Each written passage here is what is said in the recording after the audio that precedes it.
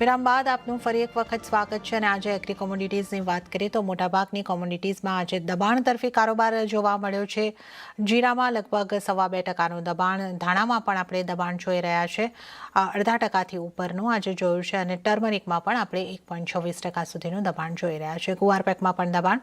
વધુ ચર્ચા કરવા આપણી સાથે જોડાયા છે ભાવિક પટેલ, ટ્રેડ બુલ સિક્યોરિટીઝના। ભાવિકજી, આપનું સ્વાગત છે અને આજે એગ્રી કોમોડિટીમાં ક્યાં ફોકસ હોવો જોઈએ? મોટાભાગની એગ્રી કોમોડિટીમાં મસાલા પેક, ગુવાર પેક તમામમાં આપણને દબાણ તરફી કારોબાર દેખાઈ રહ્યો છે।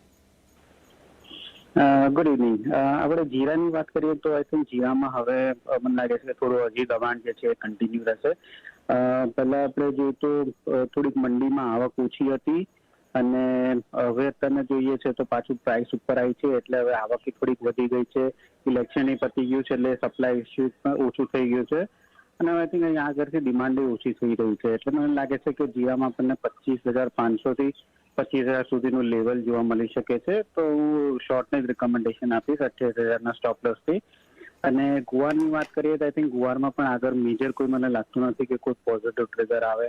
હાલ અત્યારે થોડીક ડિમાન્ડ ઓછી છે અને જો સારો આ વખતે મોન્સૂન રહેશે તો આઈ થિંક સોઈંગ એ સારું રહેશે। તો ગુવારમાં પણ મને લાગે છે કે નીચે ફરી થોડુંક આવી શકે છે, અહીંયાથી હજી 1%નું કરેક્શન રહી શકે છે। તો ગુવાર અને જીરા બેમાં મારે સેલિંગની રિકમેન્ડેશન રહેશે। ઓકે, તો જીરા અને ગુવાર બંનેમાં વેચીને કારોબાર કરવાની સલાહ તમારા માટે બનતી દેખાઈ રહી છે અને ત્યારે જ ભાવિકજી, આપનો આભાર આપ અમારી સાથે જોડાયા અને એગ્રી કોમોડિટીઝ અંગે અમને સલાહ આપી। આપનો ખૂબ ખૂબ આભાર। અને આ સાથે જ કોમોડિટી બજારમાં હાલ પૂરતું આટલું જ। હાલ મને પણ આપશો રજા। વધુ અપડેટ્સ અને સમાચારો માટે આપ જોતા રહો CNBC બજાર। નમસ્કાર।